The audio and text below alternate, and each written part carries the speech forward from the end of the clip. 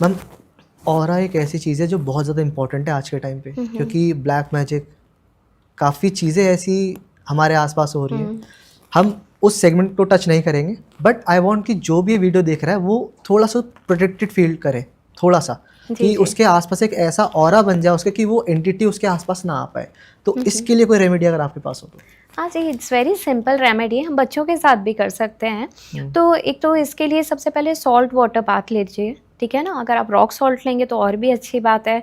या फिर जो आपने देखा होगा सेज और कपूर का धुआं भी कर सकते हैं आप अपनी फुल बॉडी पे, उसका थोड़ा सा कहते हैं कि आप उस पर इम्पैक्ट आ जाए आपके।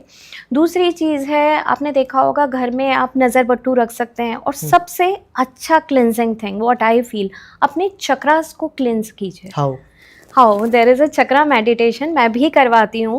और बहुत अच्छा है, आप अपने रूट चक्रा से लेकर क्राउन चक्रा तक पूरे चक्रास को क्लीन कीजिए, from lower to upper, right? Yes. तो ये बहुत अच्छा है, बिकॉज अगर आपके चक्रास बिल्कुल क्लींस रहेंगे, आपका ऑरा अपने आप स्ट्रांग हो जाएगा। आप देवी कवच पढ़िए डेली, उससे भी आपका ऑरा बहुत स्ट्रांग रहता है। एंड जो आप बात कर रहे हैं कि इसमें हम नज़र भी मानते हैं, बच्चों को भी लग जाती है, तो माताएं भी, उनके लिए पेरेंट्स भी पढ़ सकते हैं, ठीक है ना, ऑन बिहाफ ऑफ चिल्ड्रन। इससे भी ऑरा स्ट्रांग रहता है। जी मैम, काफ़ी लोगों के रिलेशंस में ना वो स्पार्क खत्म हो जाता है कि वो साथ तो हैं बट वो बात नहीं है, वो एनर्जी नहीं है, वो स्पार्क नहीं है, वो मज़ा नहीं है, वो फन नहीं है। तो उसके लिए आप क्या रेमेडी दोगे? देखिए, सबसे पहले अगर मैं स्पार्क और लव की बात करूं तो I believe in self love, ठीक है। सबसे पहले तो क्या होता है, जिनकी लाइफ में ये स्पार्क ख़त्म हो जाता है उनको खुद एक मैग्नेट बन जाना चाहिए magnet of love, self love. सबसे पहले तो it's important, for that you need to cleanse your heart chakra and wear a rose quartz bracelet, ठीक है। उससे रोज क्वार्ट्ज? हाँ जी, रोज क्वार्ट्ज। और सबसे पहले इम्पॉर्टेंट है, जितना आपका हार्ट चक्रा क्लेंज होगा उससे आपकी ये लव की प्रॉब्लम सारी दूर हो जाएंगी।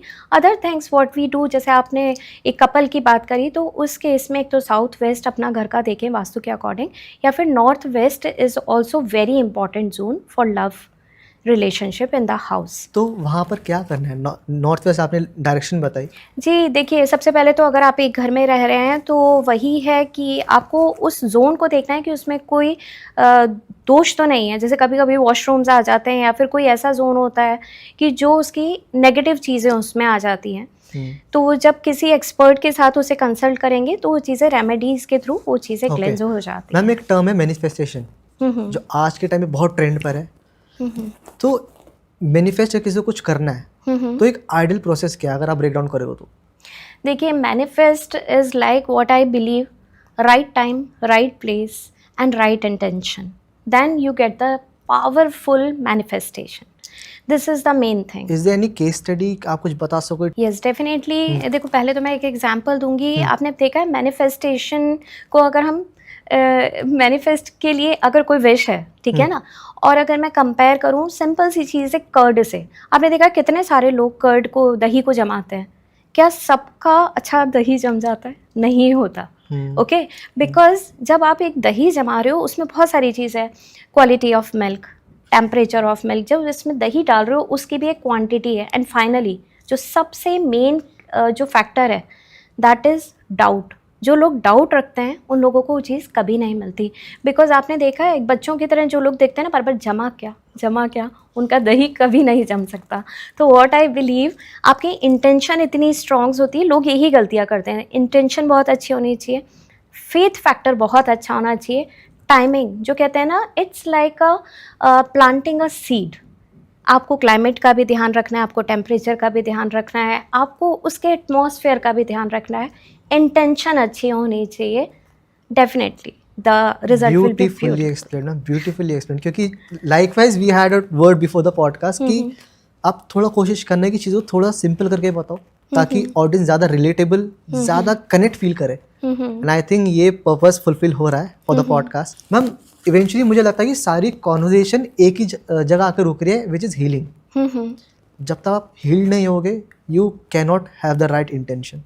राइट। अब जब तक इंटेंशन राइट नहीं है, you can not manifest, right? बिल्कुल। और मैं काफ़ी ज़्यादा इस चीज़ को प्रमोट भी करता हूँ।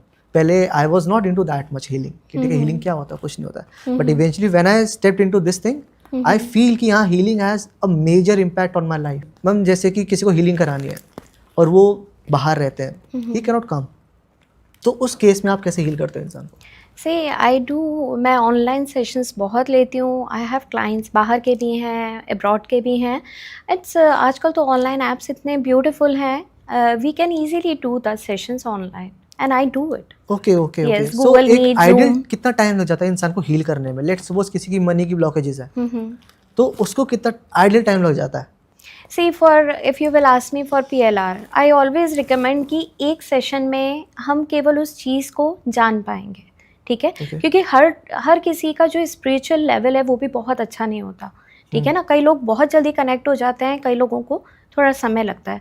तो मिनिमम 2 सेशंस तो जाते ही हैं। उसके बाद क्या होता है, अगर केस बहुत कॉम्प्लिकेटेड है तो थोड़े ज़्यादा सेशंस कोई ऐसा complicated case if you have any?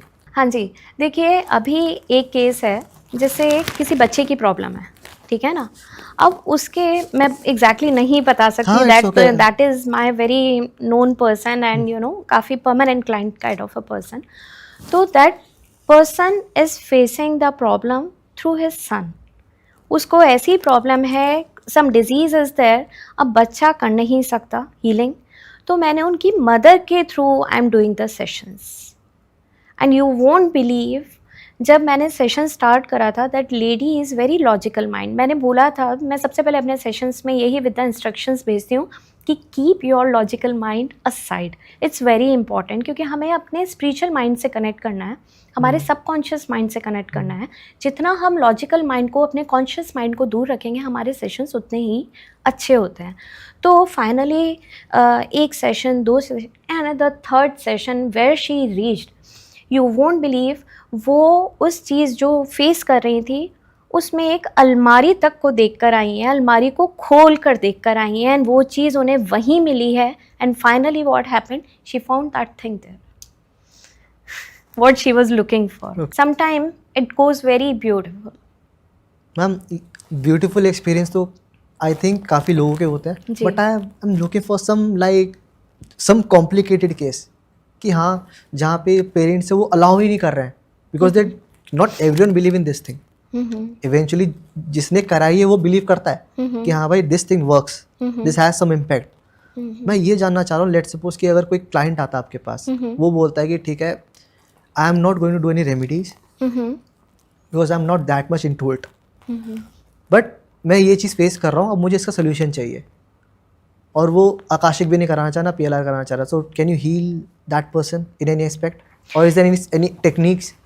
से अगर पर्सन इंटरेस्टेड नहीं है, फर्स्टली आकाशिक में free will is very important. सबसे पहले उसकी कंडीशन ही फ्री विल है। जब तक person is not interested and वो उस चीज़ के लिए हमें परमिट नहीं करता, we are not suppose to open the records. Okay. कई बार ऐसे केसेस भी आते हैं कि your girl wants to see you know boyfriends कि ये क्यों मुझसे आगे नहीं बढ़ रहा है रिलेशनशिप में, या फिर why is he cheating on me और something like that, but till the time that person doesn't give the permission we should not open the. तो आकाशिक तो डेफिनेटली क्रॉस है उस जगह पे कि सामने वाला अगर आपको परमिट ही नहीं कर रहा है, you are not suppose to. Past life regression भी till the time that person is not interested, because अगर वो लॉजिकल माइंड से आ रहा है तो मैं कभी भी इस चीज़ को बहुत नोबल कॉज से ही समझती हूँ। उसके बाद मेरे लिए एक प्रोफेशन आता है, तो मैं कभी किसी को फोर्स नहीं करती फॉर दैट, बिकॉज वो पर्सन पहले ही अपना एक लॉजिकल माइंड लेकर आ रहा है कि मुझे ये भी नहीं कराना, मुझे इसमें भी विश्वास नहीं। तो faith is very important thing, वो होना चाहिए। यस, अगर वो पर्सन, जैसे अभी कल ही मेरे पास एक क्लाइंट थे, वो क्लाइंट हैं अपने ब्रदर के बारे में जानना चाह रहे हैं। Her brother is facing so many problems, like addictions हैं, यू नो पैटर्न बन गया है, he is earning like anything but pattern is going up down, because addiction के चक्कर में उनकी चीज़ें बिगड़ रही हैं, फैमिली लाइफ पे भी इफेक्ट आना है, now he is suffering with some diseases also. तो नाउ जो सिस्टर है, she wants to get the sessions done on his behalf. Now I allowed her and I just guided her कि we can go for past life regression therapy. Yeah. Ma'am let's suppose कि किसी family का member है और वो eight moment present नहीं है, सो कोई भी फैमिली का मेंबर करा सकता है किसी के लिए पास्ट लाइफ? हाँ, यस, आकाशिक भी करा सकते हैं बट परमिशन की ज़रूरत है। बिल्कुल, आप पास्ट लाइफ कहीं पे भी किसी के लिए करवा सकते हैं। ओके। Why लेकिन permission वो is that much? कनेक्शन होना चाहिए. Why permission is that much important? Definitely it's like I would say कि यू हैव योर हाउस, ठीक है, और Okay. मैं जाके उसको, या तो आपने मुझे परमिशन दी है कि ओ दीज आर द कीज, आप जाके इसको खोल लीजिए और मेरे लिए सामान ले आइए, if you are looking for a solution, और वो परमिशन नहीं दे रहा, उसने आपको चाबी नहीं दी है, आपके पास क्या है, that means you are breaking up. Get it. So it is just, it's Ma'am- not right. Ethically it is not right. Exactly. Ma'am affirmation कितनी इंपॉर्टेंट होती है लाइफ में? अफर्मेशन क्लाइंट पे डिपेंड करती है उसके लिए कितनी इम्पोर्टेंट आपके है. लिए कितनी इंपॉर्टेंट है? देखिए, मैं स्पिरिचुअलिटी की बात करती हूँ, स्पिरिचुअलिटी की बात करती हूँ, और मैं यही सोचती हूँ कि अफर्मेशंस इम्पॉर्टेंट है डेफिनेटली, क्योंकि it is a combination of right intention, है ना, right timing, and what ever is your intention and wish is, the result of that will be very powerful. कोई ऐसी 3 अफर्मेशन कोई जो फाइनेंशियल डेप्थ्स में हो उसके लिए? हाँ, you can say I am the power, I am the magnet, I am attracting all the money, and the money what I am attracting is staying with me. Money loves me. Yes, money comes me. It's not going again.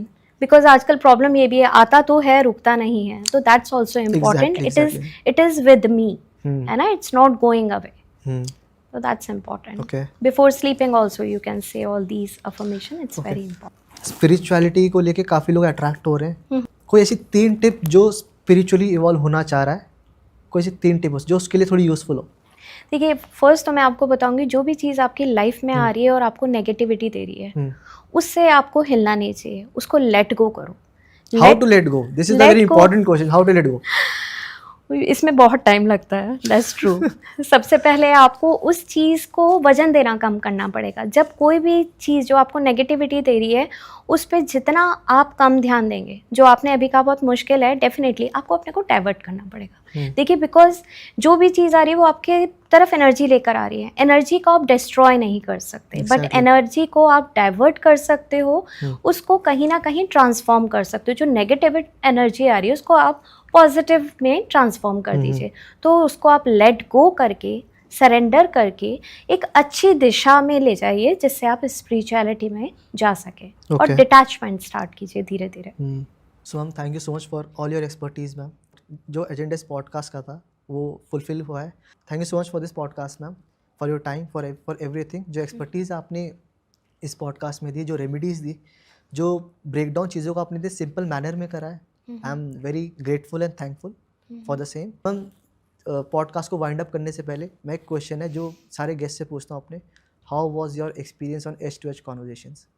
It was beautiful. What I feel, जो एक compatibility होती है and comfort level है, it is very nice and good experience. Questions are very relatively nice and काफ़ी informative है, and the way you are asking the question, it's very nice. Thank you so much ma'am.